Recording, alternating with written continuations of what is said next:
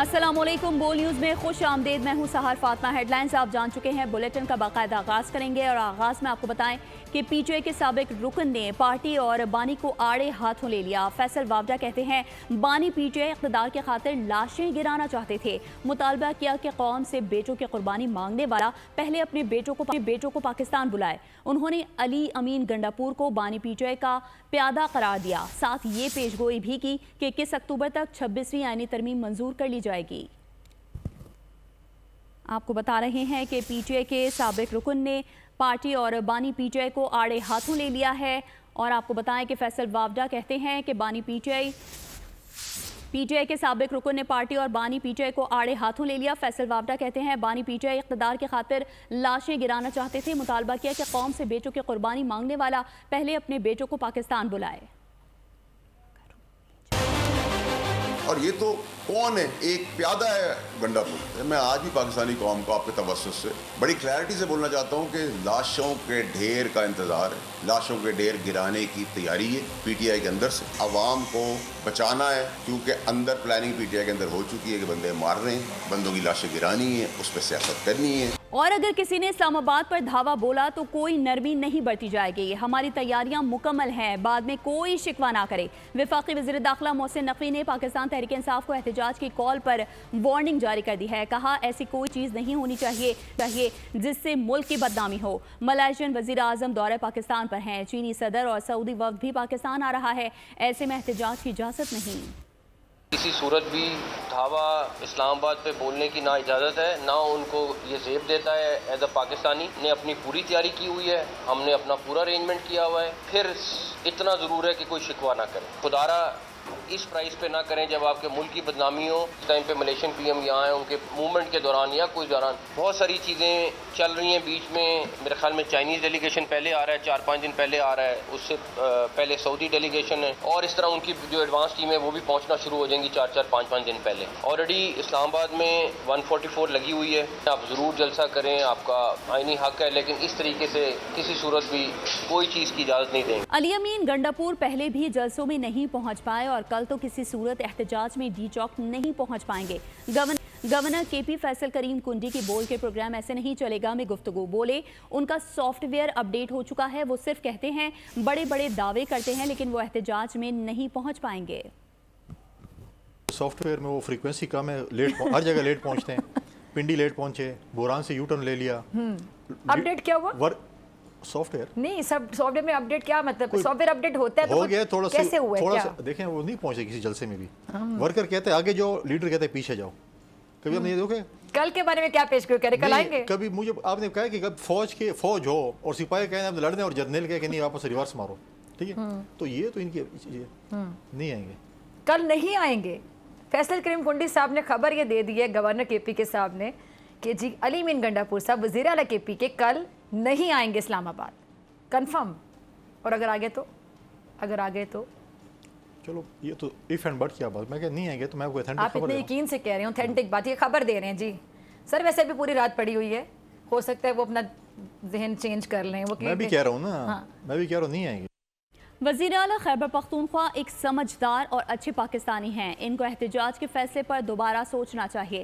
وفاقی وزیر داخلہ محسن نقوی کا کہنا ہے کہ کوئی چھوٹا سا بھی واقعہ ہوا تو اس کے نتائج بھگتنا ہوں گے۔ احتجاج پاکستان تحریک انصاف کا حق ہے، لیکن اس وقت اسلام آباد میں اہم ملاقاتیں ہونے جا رہی ہیں۔ 5 اکتوبر سے اسلام آباد میں فوج تعینات کر دی جائے گی، پیرا ملٹری فورس اور ایف سی کو بھی طلب کیا گیا ہے۔ سی ایم کے پی کے ایک سمجھدار اور اچھے پاکستانی ہیں، ان کو بھی یہ اپنے فیصلے کو ریویو کرنا چاہیے کہ وہ اسلام آباد کی طرف رخ کر رہے ہیں۔ پھر میں کہوں گا پروٹیسٹ کرنا ان کا رائٹ ہے، لیکن یہ چیز ان کو بھی زیب نہیں دیتی ہے چیف منسٹر۔ پروٹیسٹ ہر ایک کا حق ہے، رائٹ ہے، کریں ضرور کریں، لیکن خدارہ اس پرائز پہ نہ کریں جب آپ کے ملک کی بدنامی ہو، یا اللہ نہ کرے کوئی ایک چھوٹا سا بھی واقعہ ہو جائے جس ٹائم پہ ملیشین پی ایم یہاں ہیں، ان کے موومنٹ کے دوران یا کوئی دوران، اس کا ہم ساری زندگی خمیازہ بھگتیں گے۔ ان لوگوں کو یہ دوبارہ سوچنا چاہیے کہ کسی صورت بھی دھاوا اسلام آباد پہ بولنے کی نہ اجازت ہے، نہ ان کو یہ زیب دیتا ہے ایز اے پاکستانی۔ ہم نے آلریڈی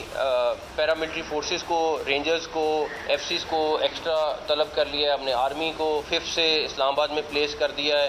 اور ناظرین، ملک بہتری کی ڈگر پر، لیکن پاکستان تحریک انصاف کا رویہ اب تک تبدیل نہ ہوا۔ پی ٹی آئی ایک بار پھر ملک کی ترقی کی راہ میں روڑے اٹکانے لگی ہے۔ 2014 کی طرح ملائیشین وزیر اعظم کی آمد پر اسلام آباد میں احتجاج کی کال دے دی۔ احتجاج کے لیے پورے پاکستان سے قافلے لانے کی دھمکی بھی دے دی۔ حکومت کی معیشت کو بہتر کرنے کی کوششیں، تحریک انصاف کی حکومتی کوششوں پر پانی پھیرنے کی تیاری۔ پی ٹی آئی ماضی سے اب تک سبق نہ سیکھی، حالات بدل گئے لیکن 2014 والی روش نہ تبدیل ہوئی۔ ایک اور دوست ملک کے سربراہ کی پاکستان آمد، تحریک انصاف نے پھر ملک دشمنی ثبوت دے دیا۔ ملائیشین وزیر اعظم پاکستان میں ہیں، معاشی حالات بہتر ہو رہے ہیں، سرمایہ کاری آ رہی ہے۔ خوش ہونے کے بجائے تحریک انصاف کی ہلڑ بازی جاری ہے۔ جمعے کے روز ڈی چوک اسلام آباد پر احتجاج کا اعلان کر دیا۔ بانی پی ٹی آئی کی کال پر قیادت نے تمام جتھوں کو اسلام آباد پہنچنے کی ہدایت کی۔ حکومت نے بھی اس بار قانون نافذ کرنے کی پکی تیاری کر لی ہے۔ صاف صاف کہہ دیا کہ اب امن خراب نہیں کرنے دیں گے۔ تحریک انصاف نے 2014 میں چینی صدر کی آمد سے قبل ایسا طوفان برپا کیا تھا کہ انہوں نے پاکستان کا دورہ منسوخ کر دیا تھا۔ اور اب خبر شامل کریں گے سپریم کورٹ سے، جہاں آرٹیکل 63A کے کیس کا فیصلہ کل عدم قرار دے دیا گیا ہے۔ چیف جسٹس قاضی فائز عیسیٰ کی سربراہی میں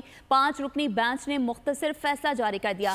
چیف جسٹس نے ریمارکس دیے کہ جماعت کے سربراہ کو اختیار ہے کہ کسی کو منحرف ہونے کا ڈکلیریشن دے یا نہ دے۔ بڑی عدالت کا بڑا فیصلہ، آرٹیکل 63A کے کیس کا فیصلہ کل عدم قرار۔ Chief justice of supreme court نے ریمارکس دیے کہ جج کون ہوتا ہے یہ کہنے والا کہ کوئی رکن منحرف ہو گیا۔ جماعت کے سربراہ کو اختیار ہے کہ کسی کو منحرف ہونے کا ڈکلیریشن دے یا نہ دے۔ 63A کا فیصلہ ایک جج کے مارجن سے اکثریتی فیصلہ ہے۔ کیا ایک جج کی رائے پارلیمان پر بھاری ہے؟ ارکان اسمبلی یا سیاسی جماعتیں کسی جج یا چیف جسٹس کے ماتحت نہیں، سیاسی جماعتیں اپنے سربراہ کے ماتحت ہوتی ہیں۔ پارٹی لیڈر کا اختیار جج لے لے تو یہ غیر جمہوری عمل ہوگا۔ چیف جسٹس قاضی فائز عیسیٰ کی سربراہی میں 5 رکنی بینچ کا مختصر فیصلہ جاری۔ فیصلے میں کہا گیا کہ آرٹیکل 63A کی تشریح سے متعلق نظر ثانی درخواست متفقہ طور پر منظور کی جاتی ہے۔ صدارتی ریفرنس پر 17 مئی 2022 کا اکثریتی فیصلہ کل عدم قرار دیا جاتا ہے۔ بہترین طریقے سے کیس چلانے پر وکلا کے رویے کو سراہتے ہیں۔ کیس کا تفصیلی فیصلہ بعد میں جاری کیا جائے گا۔ تو ادھر پاکستان تحریک انصاف کے وکیل بیرسٹر علی ظفر نے آرٹیکل 63A کی سماعت سے خود کو الگ کر لیا۔ کہتے ہیں بینچ آئینی نہیں ہے۔ بانی پی ٹی آئی نے سپریم کورٹ سے اپنی درخواست واپس لے لی۔ آئین کے آرٹیکل 63A کی تشریح کا کیس، چیف جسٹس قاضی فائز عیسیٰ اور بیرسٹر علی ظفر کے درمیان دلچسپ مکالمہ۔ چیف جسٹس نے بیرسٹر علی ظفر سے مکالمہ کیا کہ آپ کی بانی پی ٹی آئی سے ملاقات ہو گئی ہے۔ علی ظفر بولے ملاقات تنہائی میں نہیں ہوئی، اہلکار موجود تھے۔ چیف جسٹس نے کہا آپ نے کون سی خفیہ بات کرنا تھی؟ چیف جسٹس نے کہا علی ظفر صاحب آپ سینئر وکیل ہیں، جانتے ہیں عدالتی کارروائی کیسے چلتی ہے۔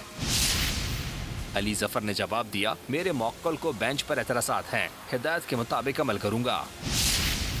چیف جسٹس نے کہا سیاسی گفتگو کر رہے ہیں تاکہ کل سرخی لگے۔ علی ظفر بولے سرخی آج بھی ہے، 25 اکتوبر والی۔ چیف جسٹس نے کہا ہمیں اس بات کا معلوم نہیں۔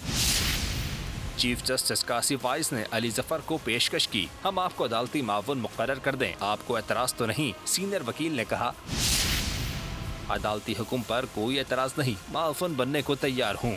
علی ظفر نے انکشاف کیا حکومت آئینی ترمیم اور جوڈیشل پیکج لا رہی ہے، اگر آپ نے فیصلہ دیا تو یہ ہارس ریڈنگ کی اجازت ہوگی۔